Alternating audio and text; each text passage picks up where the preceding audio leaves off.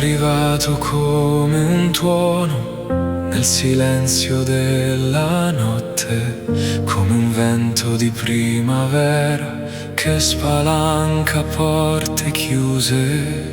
Eravamo senza voce, prigionieri dei perché, con la rabbia dentro al cuore, la notte intorno a noi.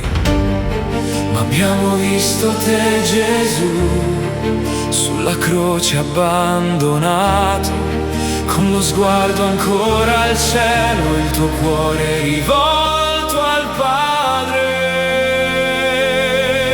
Gesù, sei vivo per sempre, la morte non ha vinto su di te. Hai consegnato il tuo respiro al Padre e hai aperto l'eternità per noi. Gesù, sei vivo per sempre, la tua luce spezza l'oscurità, nel soffio santo del tuo spirito ci conduci dentro il cuore del Padre.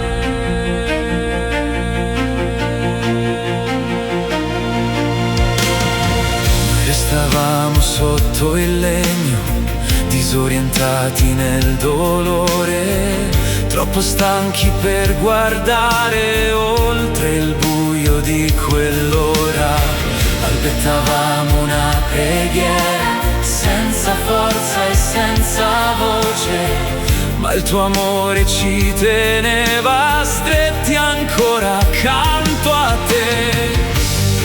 E abbiamo visto il tuo spirito fare nuovo l'impossibile, dalla pietra del sepolcro far risorgere la vita. Gesù, sei vivo per sempre, la morte non ha vinto su di te. Hai consegnato il tuo respiro al Padre e hai aperto l'eternità per noi. Gesù, sei vivo per sempre, la tua luce spezza l'oscurità, nel soffio santo del tuo spirito ci conduci dentro il cuore del Padre. Nello stesso respiro del Padre, nello stesso infinito amore, ogni lacrima diventa luce, ogni addio diventa attesa. Nello stesso respiro del Padre ritroviamo chi abbiamo amato. Nulla muore nel tuo amore, nulla è perso accanto a te. Gesù, sei vivo per sempre, la morte non ha vinto su di te. Hai trasformato il nostro grido in canto, hai riaperto il cielo sopra noi. Gesù, sei vivo per sempre, ogni cuore oggi loderà, nel soffio eterno del tuo spirito